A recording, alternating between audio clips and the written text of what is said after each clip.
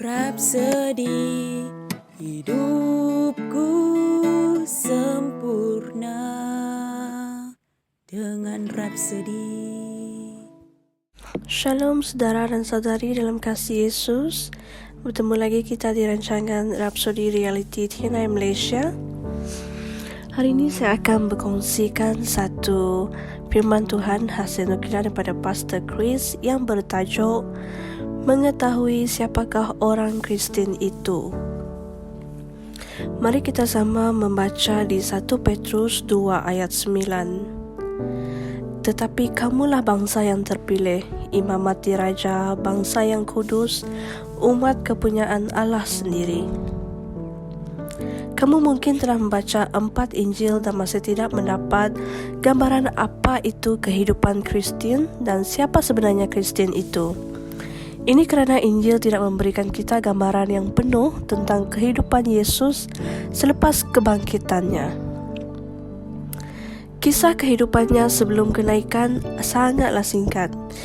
Ini merupakan sebahagian daripada sebab dia memberitahu para murid-muridnya tentang Roh Kudus, Roh kebenaran yang akan menunjukkan kepada mereka tentang perkara-perkara yang akan datang dan membimbing mereka ke dalam segala kebenaran.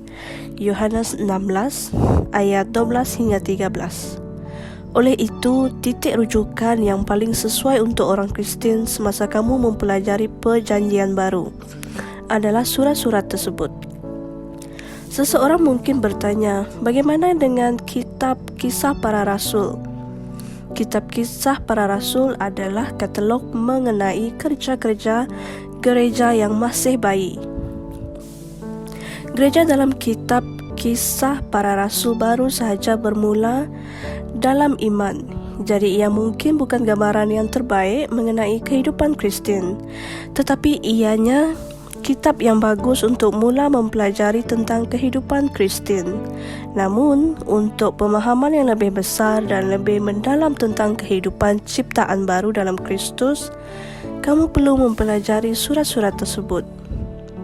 Contohnya, surat Paulus kepada gereja Roma. Kitab Roma merupakan suatu penjelasan yang luar biasa tentang ajaran mengenai keagungan Kristus dan iman dalam Kristus sebagai sumber keselamatan.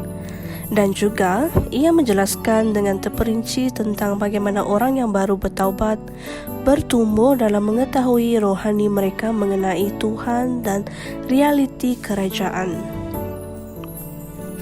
Pikirkan tentang penulisan Petrus. Dalam suratnya yang kedua, bab 1 ayat keempat, dia berkata, dengan jalan itu dia telah menganugerahkan kepada kita janji-janji yang berharga dan yang sangat besar supaya olehnya kamu boleh mengambil bahagian dalam kudrat ilahi.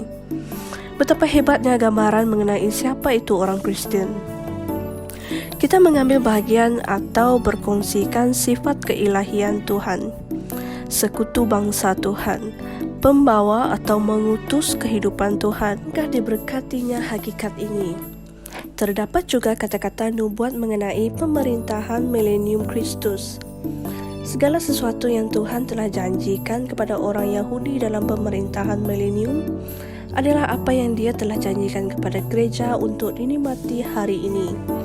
Oleh itu, jika kamu ingin mengetahui tentang kehidupan Kristian dan siapakah itu orang Kristian, kamu memerlukan kitab Kisah Para Rasul, wahyu dan nasihat dalam surat-surat itu dan semua janji nubuatan yang diberikan kepada orang Yahudi pada zaman pemerintahan milenium. Haleluya. Sebelum kita mengakhiri firman Tuhan pada hari ini, mari kita sama berdoa dengan saya. Ya Bapa, aku dijaga, dipupuk, dipelihara dan diperkuatkan dengan sempurna untuk mencapai kematangan rohani melalui pembelajaran tentang realiti kehidupan baru dalam Kristus. Aku membuat kemajuan melalui roh dan keuntunganku dengan firman tidak dapat dihalang. Dalam nama Yesus. Amin. Untuk renungan tambahan, saudara-saudari boleh merujuk di Kolose 1 ayat 26 hingga 27. 2 Korintus 5 ayat 17 dan Petrus 2 ayat 9. Sekian untuk hari ini, bertemu lagi di firman Tuhan yang akan datang. Bye. Kami percaya saudara-saudari semua telah diberkati dengan perkongsian firman dari Rhapsody Reality. Bagi sesiapa yang ingin menjadikan Yesus Kristus sebagai Tuhan dalam kehidupanmu, kamu boleh mengucapkan doa ini bersama dengan saya. Ya Tuhan Allah, aku mempercayai Yesus Kristus, Anak Allah yang hidup dengan sepenuh hatiku. Aku percaya Dia telah mati untukku dan Allah telah membangkitkan Dia dari kematian. Aku percaya Dia hidup hari ini. Aku mengaku dengan mulutku bahwa Yesus Kristus adalah Tuhan dalam hidupku mulai dari hari ini. Melalui Dia dan di dalam nama-Nya, aku mempunyai kehidupan yang kekal. Aku telah dilahirkan semula.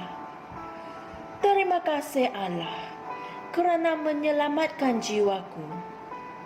Aku sekarang adalah anak Allah. Haleluya. Tahniah, sekarang kamu telah menjadi anak Allah. Untuk apa-apa sebarang pertanyaan atau untuk mendapatkan lebih banyak maklumat mengenai bagaimana untuk bertumbuh sebagai seorang Kristian, anda semua boleh hantar mesej di akaun Facebook kami atau email kami di tni.msia@gmail.com. Sekali lagi, tni.msia@gmail.com. Tuhan berkati anda semua.